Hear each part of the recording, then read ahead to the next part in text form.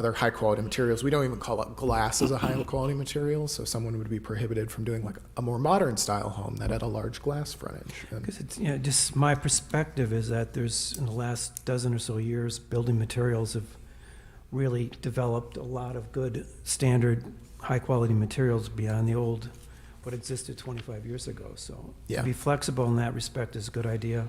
Yeah, and it shouldn't lower the value. Most of these regulations stem from when we were writing the code. We wanted to put in high quality material requirement because the idea of the RE lot is, big lot, big nice home. And when we talk to the assessor, exterior materials are one of the things that drive up the value of the home, which was our specific intent in this case. So, but I think we can still be more flexible on it, so we'll do that. Okay, all right, thanks. Well, I will say, I drove by the property this morning. I live on KR, so it wasn't hard for me to do that. And they're clearing the trees, and the home is sited very nicely.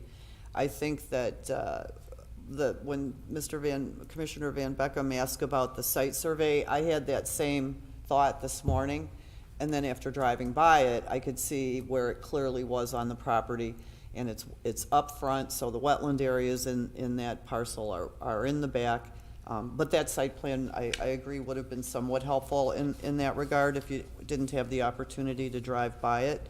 But it looks like it's going to be nestled in the woods, and once you get the house built and, all the construction chaos is over, the woods will fill back in around you. It's going to be a beautiful home site. So, all right, if there are any questions? No, I'd like to add a couple of comments. I echo everything that, that I hear. I guess when I read this and I saw it on the agenda, my thought process was this house is already under construction, the permits have been pulled, site plan has been approved. So the only thing is the owner wants to put the high quality, outside. So to me, there should not be anything, any objection because a homeowner has the right to, to build the way they want to, and as long as we are not in the violation of any code. So as for the high quality material, I built my house only about 3-4 years ago, and yes, the material has changed from my previous house of 30 years, totally different. There are so many high quality. So I'm pleased to say that very quality house under construction. I don't see any problem, Well, then why don't you make a motion? and with pleasure, I move to approve the 6500 County Line Road site plan review SP-23-25. Second. All right, we have a motion by Trustee Batcha and a second by Commissioner Risler. All those in favor, say aye. Aye. Abstain. Okay, with one abstention. Anyone opposed? Motion carries. One abstention. Tosh? Yeah, Bozanovsky, abstention. Okay, I'm sorry. I didn't hear properly. All right, on to item number 2, which is Resolution 37. Mr. Patel, you're all set. Thank you so much. Thank you. Resolution 37-2023, amending the planning fees. So we come before you every couple of years to try to keep our planning fees up to date. That was an effort from which we started back in 2017, 2018, somewhere in there. Because the planning fees before that hadn't been updated in a good 15 years. So well, now we try to keep them a little bit more up to date and keep those stark jumps in fees a little bit more manageable. So one of the efforts that we tried to do this time around is to further simplify the fees, and this was a learning experience from having the online permitting system. The more simple the fees are, the easier it is for one, applicants to understand why they're being charged what they're being charged, and two, it's easier to do auto calculations in there, so they can put in, square footage of or number of acres of a certified survey map, and it'll just auto calculate a fee for them. And so that way, instead of setting some flat fees for some of these items, we can have sliding scales. So to divide off one lot from another, which takes us, a lot less time to review than a subdivision plat, those fees will go down, and then the plat review fees will likely stay more or less about where they are. So just going top to bottom, the plat and certified survey map review fees are shifting to $25 an acre, and that is with no minimum to try to encourage or at least get out of the way of small lot divisions for individual homeowners. So that should provide some small scale developers a little bit more flexibility and cost savings on small land divisions there. As a note, let me get through all these and then I'll answer questions on the land division fees. Secondary is improvement review fees. Those are typically third-party fees that we pass through. So that would be like engineering review or legal review or something like that. Those just get passed through on an hourly basis to the applicant per the ordinance. Same thing for construction review and inspection. Those are third-party invoices that we pass through. Public park site fee, that's set via our impact fee ordinance, so we called that out there. Engineering fees, those are internal engineering fees that we sometimes pass through as well. And then other fees, that's just kind of a catch-all for any other minor review type things, whether it's surveying or something like that after the fact. So most on the land division fee side, we're charging $25 an acre, and then basically everything else is a third-party fee that we're going to pass through directly to the applicant. The way that works is the village typically pays those bills and then invoices the developer to pay ourselves back. So we're not, there's not like this weird shuffle of us forwarding bills through. We make sure that our contractors get paid, and then we go back and invoice the developer per a development agreement to recoup those costs. So any questions about plat and certified survey map review fees? I've got a question quick on the engineering fee and other fees. Under your caption measurement, you say hourly. I'm not sure that every third-party vendor is going to bill hourly. I mean, there may be some other charges. I just urge you to rethink whether you want that caption just hourly. Yes, that might be true 90% of the time, but I'm not sure that's going to be true all of the time. I can go in and clarify that's hourly or flat or other, as needed or something like that. I'll come up with a more flexible word to put in there. And then I guess I have a comment more, almost directing it to the trustees more than to Sam. It seems that I heard Sam say his department reviews fees every now and then, almost as when they think it's appropriate. I would think there should be more of a formal policy that departments that charge fees should affirmatively review them on some set schedule, annually or at least every other year. Otherwise, you get this department doing it every 2 years, somebody else does it every 3, someone else is doing it every 1. And particularly in these inflationary times, I think if it's not too much effort, it should almost be an annual review, whether fees should be adjusted annually. But again, I think some formality would be worth considering. The ordinance does call out that the anticipated review schedule is every 2 years in that ordinance directly. So That applies just to you. No, it applies to all the fees under Chapter 30, which are the general fees for the village. Sometimes they're just reaffirmed, or other times they are controlled by other issues or statutes. For instance, utility fees are controlled by the Utility Commission and sometimes relate to like PSC issues or things like that. I thought it would simply then be that the trustees or the village administration, somebody is making sure that every 2 years the departments are doing it. I think the Just a good thought. news is that, I think, Tom, the good news is that, yes, everybody has been doing those reviews. Our administrator is pretty good at making sure Good. that we are collecting appropriate fees and that we are not underserved. Case in point would be, in particular, during the budget process, we just raised our recycling fees to match what we're paying out so that we're not having to be burdened with. So there's fees all over the village, and I think Sam and Robin have done a good job of trying to. You guys have actually been updating those every year when we get your new calendars and when we get your fee schedule. So I think they're doing a good job. We do have it in the code, and Ram, I don't know if you have any other input, but so far I think we're keeping up very well with it.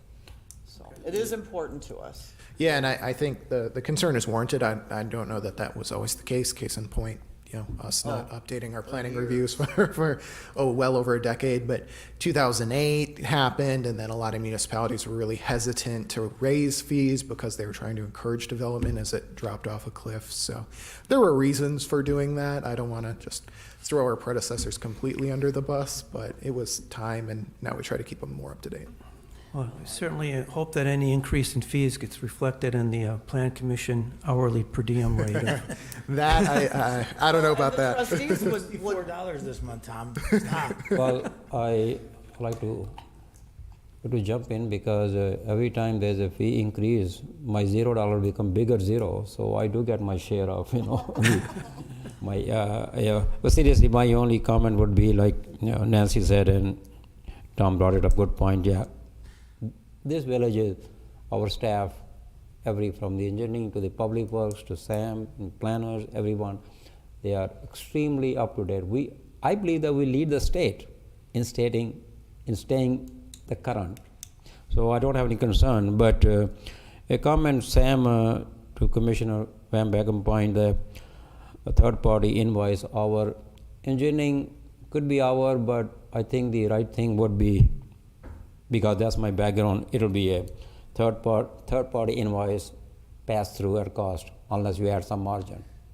It's a pass-through at cost? it typically is a pass-through at cost. Yeah, at In cost. fact, I think statutorily. Unless we add some it has to margin, be. so I think, maybe, I can just change measurement to add cost and Yeah. call it a day.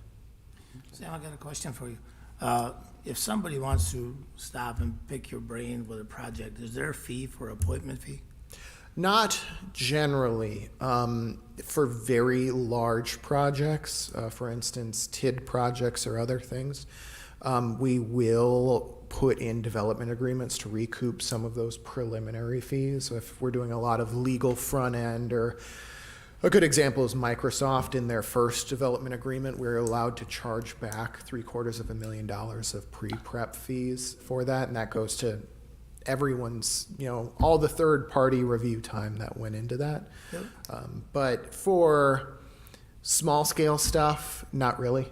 We don't require any pre-development agreements or deposits or anything like that. The reason I'm saying that, there's a municipality south of us that, as they get busier, their time gets pretty occupied with people just wanting to pick your brains and run things by you, and it takes time away from you guys. So they started charging a fee. That's why I was wondering. Yeah, I think thankfully, one of the side benefits that we don't talk a lot about for the zoning code updates and simplifying and streamlining rules and procedures is it takes us a lot less time to give people simple answers for things instead of having to walk them through like a really complicated process. So oftentimes we can just answer those via email. We used to get walk-ins almost every day asking us questions, and now they're definitely weekly, but they're a lot less frequent than they used to be because most people just pick it up and understand what they need to do.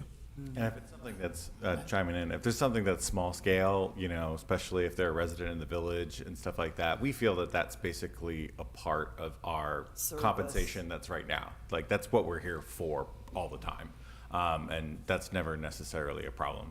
There's every once in a while where it feels like, are we being used as free site planners here or something like that? But it's very rare that happens. Well, just so long as nobody walks in the door and says, hey, I have some property in West Bend, can you help me plan that? That would be a situation I would be concerned No, about. we're not billing the But, village and I'm for those familiar times. with the municipality to the south and those fees. And, I thought that was kind of egregious. I was like, a simple resident coming in with a simple question right off the get-go, that's not how we want to operate as a village. Yeah. But let's stay focused on the fees in terms of what they are and how they're being charged and the measurements. My only question, I do have a question. So, if somebody comes in to divide their lot, let's say they have a 1 acre lot they want to make into two lots, 2 half-acre lots, which is allowable in their area. So they don't have to sign, do they have to sign a pre-development agreement of any kind? They do not. But there are development disclosures that take most of that when they submit an application through OpenGov Online. So they do sign a waiver saying they allow us to back charge them fees and other types of things. So we're not collecting money up front, which we used to do. For pre-development agreements like that, it just got really hard to track it, and we're not set up to be a bank. Well, it's a tough accounting situation, but I know from experience that I've had people call me professionally that were interested in doing just that. You know, I sort of walk them through the process, give them an idea of it, and then all of a sudden, oh, I have to get a surveyor, and I have to get an engineer, and I have to do this, and they walk away, and they don't want to pay for anything. You know, because at the end of the day, what they explored was going to be more than they thought it would be. And that is what I would be worried about. Those people are going to get invoiced after they make their application, and they're going to say, well, we didn't do it, so we're not going to pay. Typically, we're not invoicing like our staff time in that way. It's mostly 95% of the time it's third-party fees.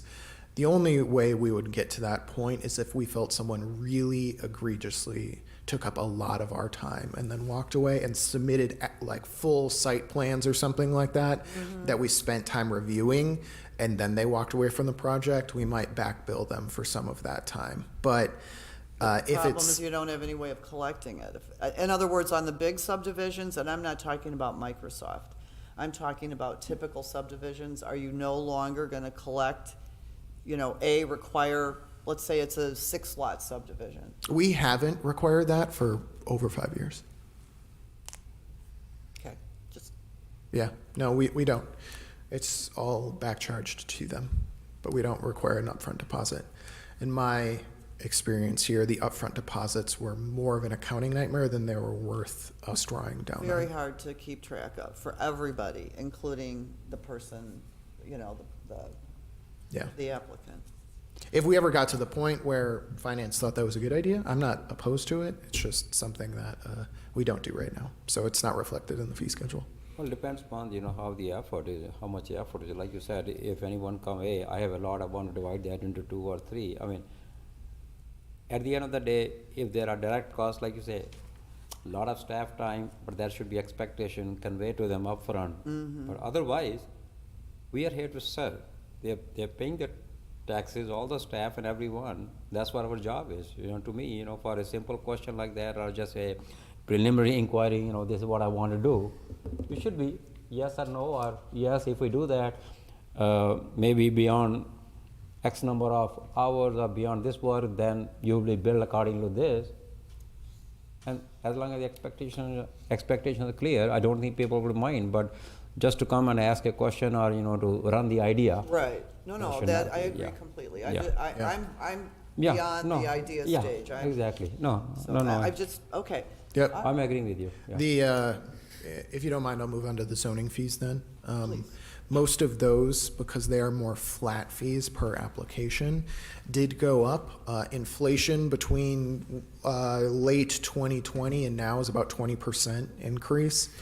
If we don't do this for another couple years, really it was 18%, so we rounded out to about 20% increase for most of these fees, and that was just purely based on inflation. I didn't adjust most of these for any other reasons. Zoning map amendments, so those went up from 800 to 950. Development plans, those went up from 500 to 600. Site plan review, we consolidated down because we have more administrative reviews now. We rose those to $300 minimum. It used to be $250, and then there is also a 4 cents a charge per square foot. So that got really simplified. It used to be 3 cents plus 1,000 minimum for site plan review. That just went to 4 cents or a $300 minimum, whichever. The main driver of that was because now we're reviewing residential permits at the staff level. Those could be larger developments in some cases that would be above $250 worth of time. So we want to make sure that we just got rid of those determinations and set a flat fee, rather if those site plans are coming to us at a staff level or to the plan commission at your level. Can I ask a question about that? So let's say somebody is bringing you a small condo development that has 4 2-units in it. Sure. When that would be considered a site plan review? Once you get past the condo plat, okay, forget Yes. a condo plat. Let's just say it's a plat of survey that has 2 4-unit buildings on it. So that would be considered a site plan review, is that correct? Correct. So when you're looking at that, let's say each building is identical. do you charge that fee for both buildings? Or is it one building? Total square footage. We don't differentiate. Okay, Same for building permit fees. So it's whatever the square footage is of the buildings, that's what we charge. okay. Just curious about how you did that. Although there's, I mean, slightly aside, there is some localities across the country that are adopting like sort of stock approved permit plans where you could just say, I'll take that one, and it's an auto approve. That would be a different conversation, obviously, because that's a different amount of time. You know, we've been looking into that, but that's just, I get what you're saying as far as if they're all the same, you know. I that's was not just good. curious about how it actually unfolded, more than questioning whether it was right or not. I just was curious about how that would unfold. Yeah. Especially if we have a big multifamily project, well, like Tivoli Green. So in that site plan review, it was all, in other words, they had 5 of the same building, but we charged them for 5 buildings. Correct. All right. Well, we ought to get more of those. That's a lot of money. Yeah. And I can see too, like with your comprehensive plan amendments going up, that's a big process. Does that include all the mailing costs and the postage? And, Yeah, you we know, don't back charge any individual fees, so that one went up $250. Zoning request letters went up $15. Sign permits are now $1.75 a square foot. What that should do is make smaller scale signs a little bit cheaper, but make bigger signs more expensive that take longer to review. And then everything else more or less mirrored it, went up about $50 to $100. So pretty standard. Most of these are just inflationary changes minus those couple policy points. So Yeah, agreed, backing that up as far as, you know, I do a lot of, you know, the permit, like approval stuff, especially for sign permits. And if you ever want to, like, you know, adjust it, it's always better to adjust it for your, like, you know, residential or small business owner or just regular everyday person that's coming in here and getting a permit approved. You want to make that as easy and less Agreed. painful as possible. Agreed. So I think these are good changes. Okay. All right, thank you for answering all our questions, Robin and Sam. I know some of them might have seemed kind of silly to you, but I think it's important that we understand beyond sitting here what the process is, and I think the questions we've asked are all really good ones. Does anyone have any further questions for staff or the chair? I had a question, but I think you answered me. My question would have been on what's the increase, as Sam is saying, is about 20%. Because, you know, it doesn't show me what the fees. Right, he's gone through that as he's spoken. All right, That sounds good. so having said that, I would be looking for a motion. I'll give somebody else an opportunity to move. Go ahead. No, I'm going to wait to see if somebody else wants to move. I don't want to be in the minutes every motion. go for it, Ron. Yeah. Hearing none, I move to approve Resolution 37-2023, amending planning fees as presented. Second. All right, the motion's been, that we have a first and a second. All those in favor say aye. Aye. Aye. Anyone opposed? Motion carries unanimously. All right, Sam, George, on to Resolution 38-2023, amending the park and rec fees. Yep, more fees. So we'll begin with the what's titled the Parks Recreation Fee Schedule. This is everything outside of the Parks and Recreation building. Not a whole lot of changes. I would note that there was a deposit that was missing under soccer field for grass fields. That deposit would be $50. So just want to make note of that. Okay. So the pricing for Campus Park, Smolenski, a Smolenski single section, and Droz Park all remain the same, aside from an increase from a $75 deposit to $100 for Smolenski, Stuart McBride, and Campus Park. The Stuart McBride shelter, we went up $10 from a resident and for a non-resident fee compared to last year. Since I've been here, which will be 5 years in June, these prices have remained the same. So just a a few change here or there. For Stuart McBride, all the other ones have remained the same. Plus that increase in the deposit, we're finding a little bit more litter and things post the reservations, so we're going to be a little bit more stingent on, you know, if there is a water balloon fight and they've left their balloons, we're going to back charge them for extra staff of having to pick up that. Plates, you know, bags not being taken to the trash receptacles, different things like that.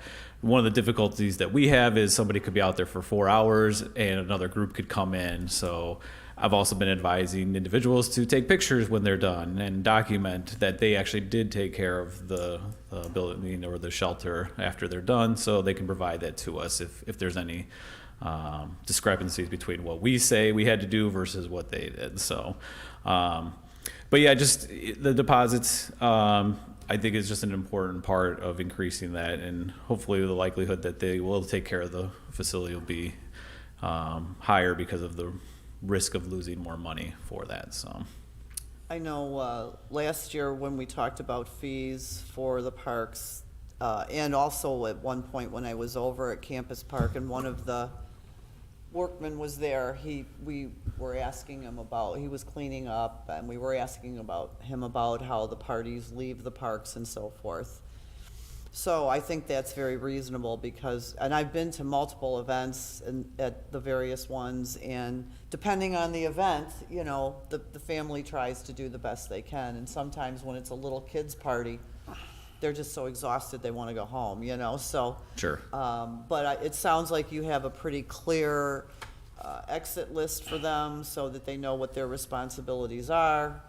And basically then you're taking any time that you have to go in for them or after them to clean up is coming out of the deposit as you're. Yeah, in addition to damage or any other thing, if they left decorations. And so it's essentially any costs that are above and beyond what a normal park cleaning would take. So that covers like the picnic shelter aspect of it. I just want to note, we don't do separate rentals for the smaller shelter at Stuart McBride. We offer it as a secondary option for them when they put in their application for the larger structure. Part of that is because that parking lot can't accommodate 2 large parties at the same time. So a lot of people actually utilize that this year because they essentially can prevent somebody else from occupying that space. You know, because we do have some shelters throughout the village that are just drop-in, you know, you can go there. And so that's what ends up happening is they see the large shelter is booked, they go to the smaller shelter that has a power. And so for a nominal fee of $25, they actually have 2 spaces to utilize. So, Good idea. but yeah, so we don't, that's just an add-on fee as part of the reservation process. Moving on to Campus Park Band Shell. This is a new fee because we did not rent that out this past summer. This fee is very comparable to the band shell down in Kenosha and their fees, and I looked around at several other municipalities to come up with a number. So this could be one that we look and see perhaps after this year it needs to be reduced or it needs to be increased based on the number of reservations that we get. This is also part of our special event permit. So in all likelihood, it's going to be a special event if they're going to be renting that facility. So that would be part of that application process. I did not present that because we were not making any changes to that procedure. We went through it last year. The only thing that would change would be some of these fees if they were going to have them at Smolinski or at Stuart McBride, a special event, where then the new fees that would be approved today would be implemented in that packet. But so the permit also includes the grass area in addition to the band shell. And then if they need to utilize the concession stand area, it's a $25 fee. Is there equipment in the concession stand area? Are we providing any refrigeration or? Just a refrigerator. Okay. Refrigerator, counter space, power, if they need to plug in, like if they are going to utilize like a square system or something to process anything out there. But there's no overhead vents or anything for cooking. So it's essentially would be Nescos or? Yeah, or if they want to get around like health department requirements, prepackaged, items that you could sell, like, chips or Gatorades or something like that. Would they be able to put a grill out outside? We do permit grills. It was just part of the special Part event. of the permit? Yeah, so it would be a separate discussion that we'd have because there are some certain requirements that you have for that.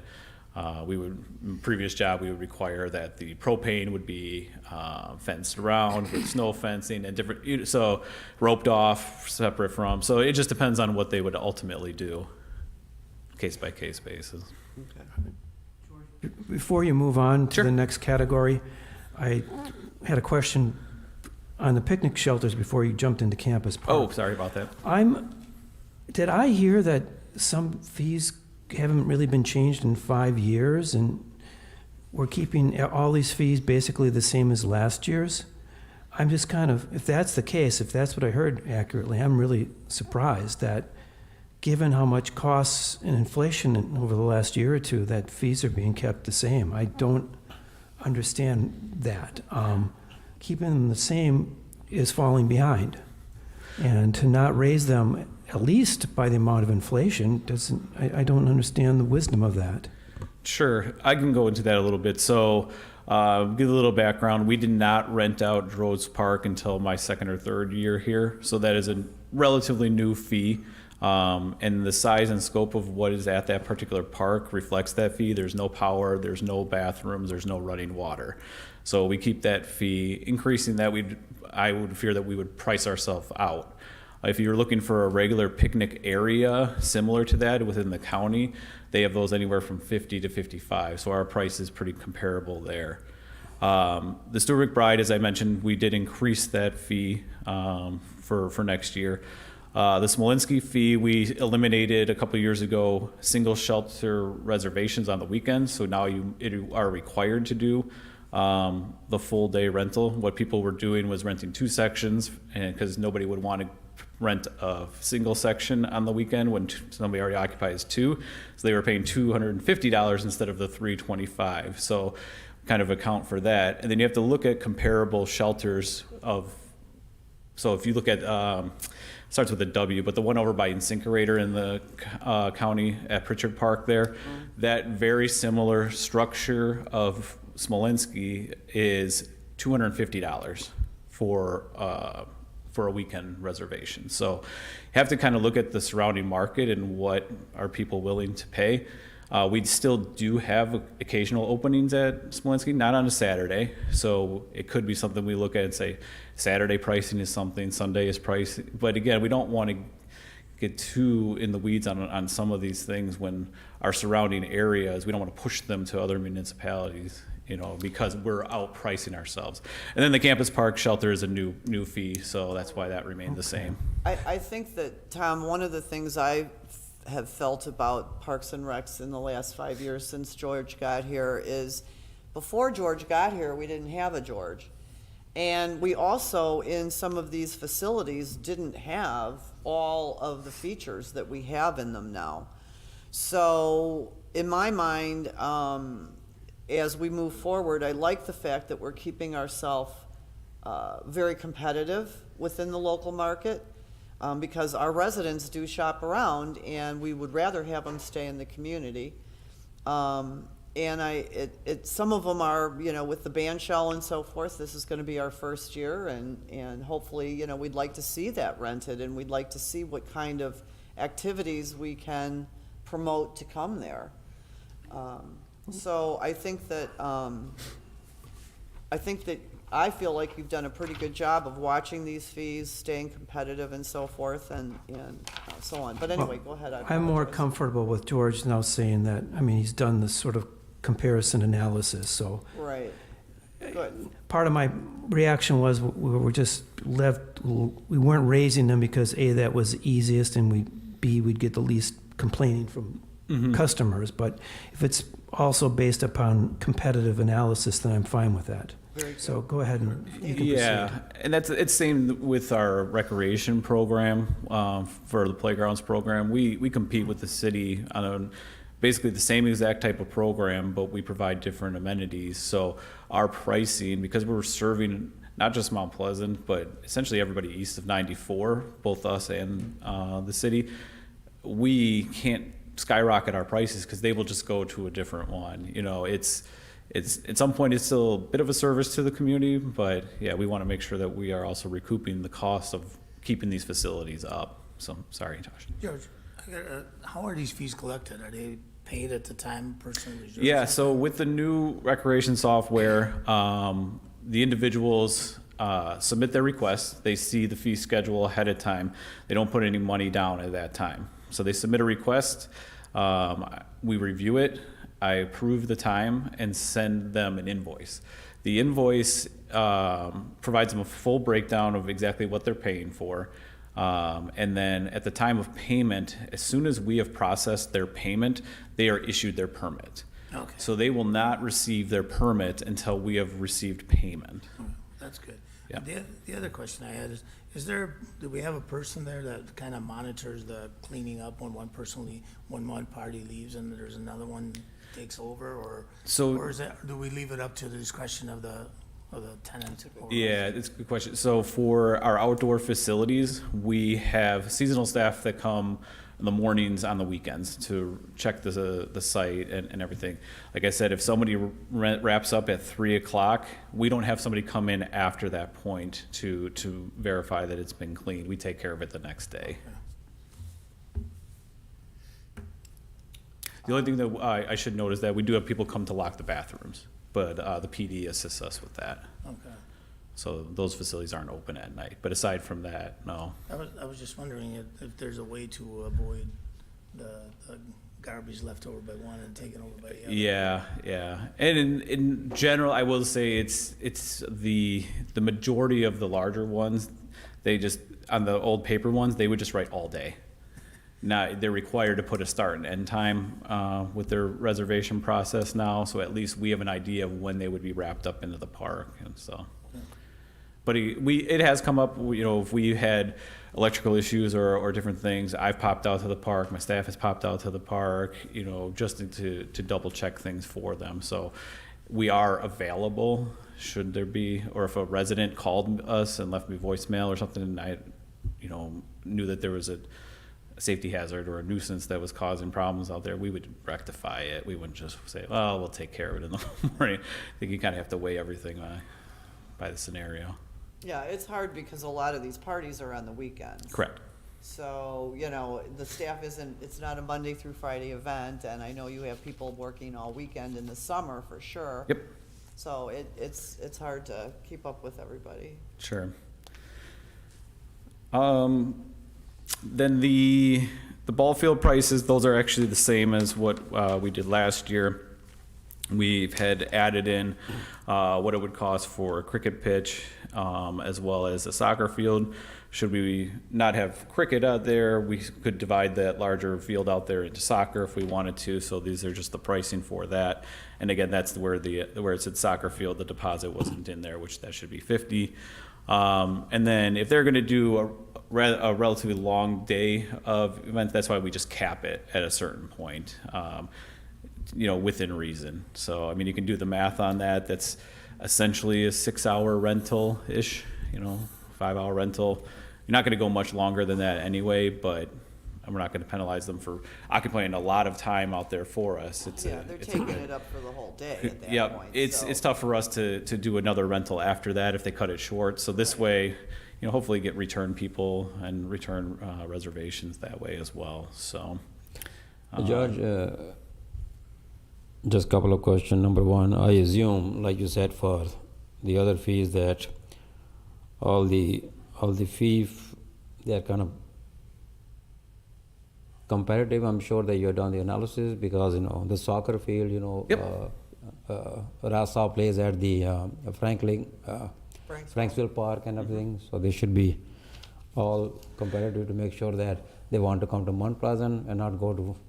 Correct. Other Yeah. So I communities? think, and part of it too is if there was a requirement that they needed, if they were going to try to do full lines, they would have to provide their own goals, which we wouldn't provide because we don't have a lot of storage for any of that. So they would have to figure that out themselves. So there is some coordination that would need to be required. Would we handle painting for them? Then we would charge them for painting for that kind of stuff too. But if they just want to get out there and practice and utilize that specific area because it's set up nicely for them, that's basically what that rate is. But for The cricket area, that would include lining, because that does require specific lining out there, so.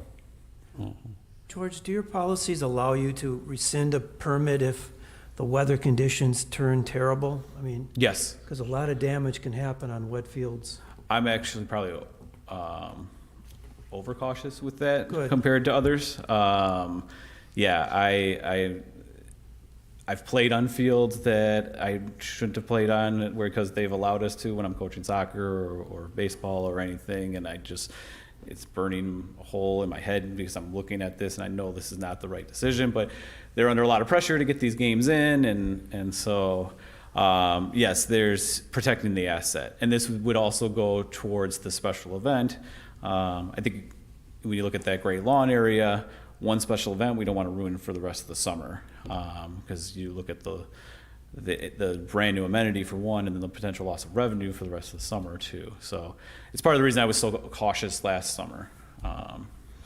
But yes, that's definitely part of it. And we do have refund policies in place for that, for the person too. Also, with the cricket pitch, I'm real curious. Are you getting a lot of interest in that? I know over the months you kept expecting interest in the cricket pitch. Is that developing? Yeah, they've been knocking at the door, and I've had to tell them no because it wasn't ready, but it will be ready for next summer. Is that going to be organized leagues or just ad hoc? For our sake, the people who are applying for it would be representative of a league, whether it was a baseball team, a cricket team, or an actual organization who's wanting to utilize the field. So yeah, it depends on the applicant. They could be representing a singular team and they're just looking to find a space, or it would be representative of an entire league who wants to pay for that. And so then there's insurance requirements for the athletic activity, and so we would work with all applicants on that. And your permitting process and contracts have appropriate extensive exclusion of liability towards the Correct. village for use at your own risk? Correct. Yep. For 5 pages, it talks about all the conditions. It's conditions of use, yes. All right. Good questions, though, Tom. Yeah, and it's always Village of Mount Pleasant named as additionally insured, minimum $1 million general liability insurance policy. So, and the vast majority of these organizations, though, they're like, yep, they call their broker and like, hey, just add this organization to the insurance because it's a requirement. I worked pretty heavily with the risk management agency previously on all that. We would do a full 4-year loss control review of park facilities, comprehensive between aquatic facilities, grass fields, all of that. So I still keep all of those documents just to reference back to. So. Just, I must say, George, I get quite a bit of peace of mind knowing that you're on the job. Because seriously, if you weren't doing this, I mean, You have it could be a a lot chaos. of experience, and you use it, and we love it, because you are looking out for all sorts of aspects of a park that, for most of us, we wouldn't have thought of at all, so. Well, thank you. I Yeah, think you it's. do a very concise job. Yeah, I have obviously a bit of a passion, and then, being born and raised here, I have a sense of pride for our community. So, just hopefully George? I'm reflecting that. But George? yes, Any team, anyone who wants to play, so do they sign any paperwork not to hold the village responsible for any accidents or anyone get hurt, something That's like what that? Tom or was what? just saying. yeah. So it's based on the applicant. They are responsible for all the participants in their own. Right. We by issuing the permit for them, they get the time and space that they are paying for. So that's why if there's an overarching, like we've done partnerships with like Sturtevant Youth Baseball when they've needed a field on Fridays when we weren't using it. They just provide us their insurance and we build the organization for that. They have their own waivers set up with their own leagues. We just give them the permission to utilize the field for their leagues. Okay. So there's no potential for liability to the village if somebody gets hurt? Correct, Just because want to make sure we're that covered. we- Now, when we do our own programs, they sign a liability waiver for Sure, our own individual programs that they're paying for that's run Of course. through us. Yeah. But something outside, they're essentially tenants. Yeah, okay, just wanted to make sure.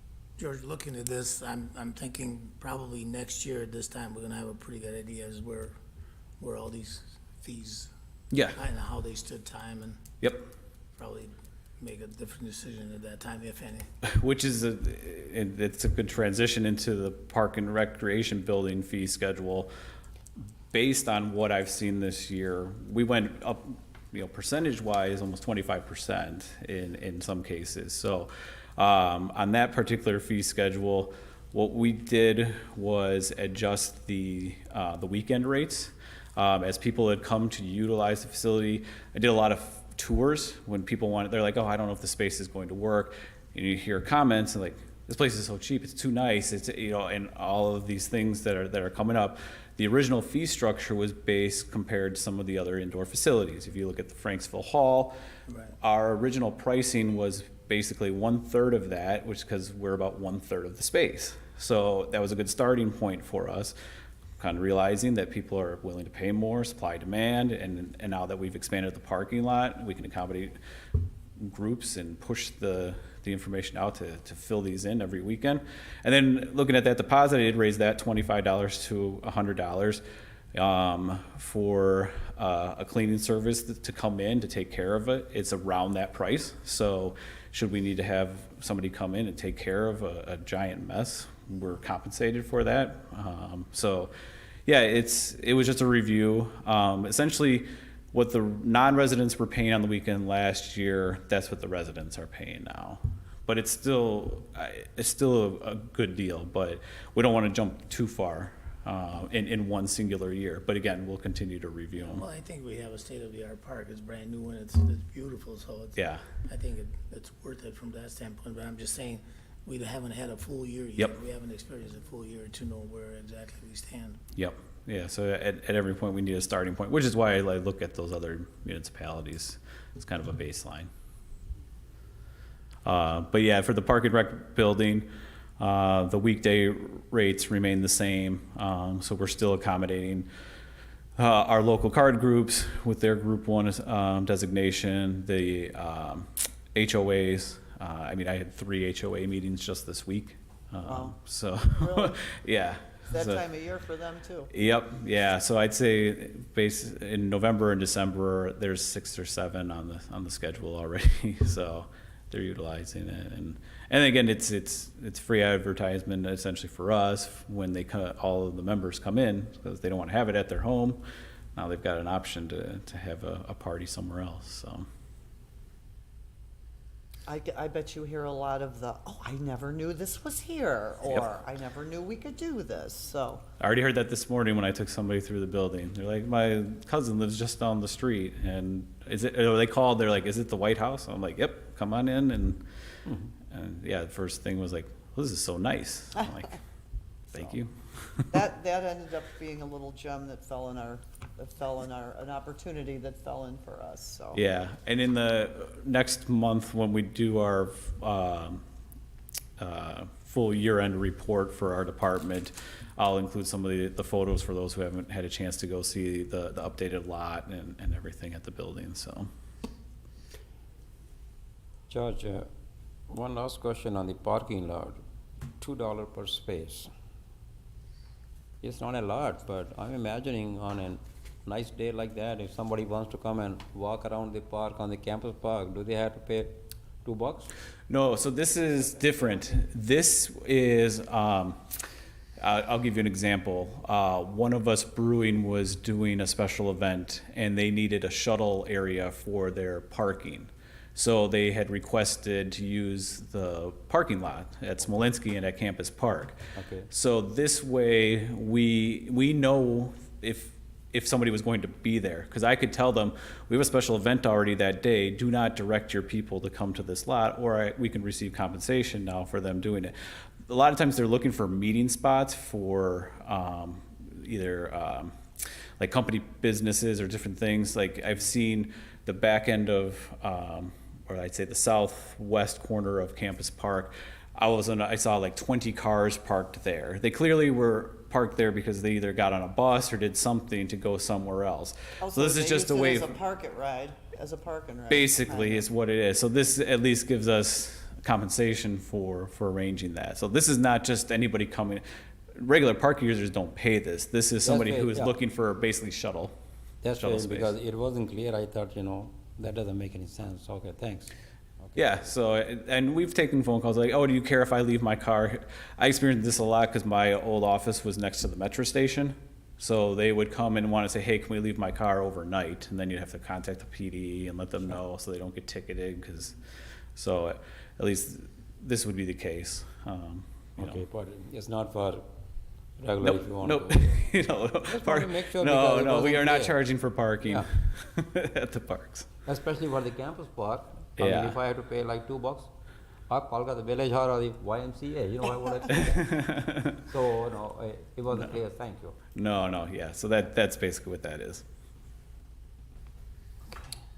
All right. Well, we've had a pretty good discussion here, George. I bet you didn't realize how interested we would be in this today. I thought it was done by 125. I know, right? But I think it's great because this is so expanded. Our park and rec department has so expanded.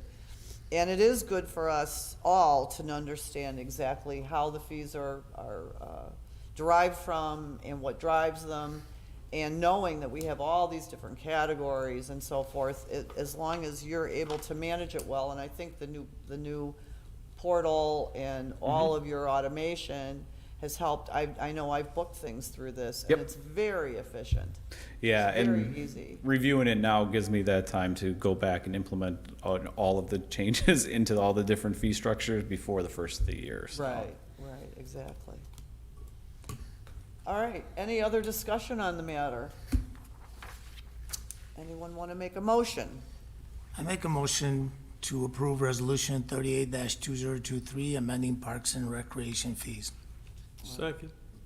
All right, we have a motion and a second for resolution 38-2023. All those in favor, say aye. Aye. Anyone opposed? Hearing none, the motion carries. Very good, George, Thank you. Thank you, Josh. No staff reports? Just a reminder that the next meeting is December 20th. That's the week before the Christmas holidays. That'll be at 1 p.m., and we expect that to be mostly taken up by the year-end staff reports. So we don't expect a lot of other business on the agenda other than those year-end reports. Gosh, do we want to do it the week before? Christmas is kind of wonky this year because of where it sits with Friday and Monday and, Sunday and Monday? December 20th is a Wednesday. 20th. is a Wednesday, yeah. It's a Wednesday, And regular then, day. that's okay, everybody's okay with that? That's fine. Yeah, I'm just saying is that then we have 21st, 22nd working day before we have weekend for Christmas, so I don't see any problem. Okay, all right. So the next meeting will be December 20th at the typical time of 1 o'clock. That's it? Yeah. All right. One last motion. Move to adjourn. All right, all those in favor of adjournment, say aye. Aye. We stand adjourned. Anyone doesn't want to go home?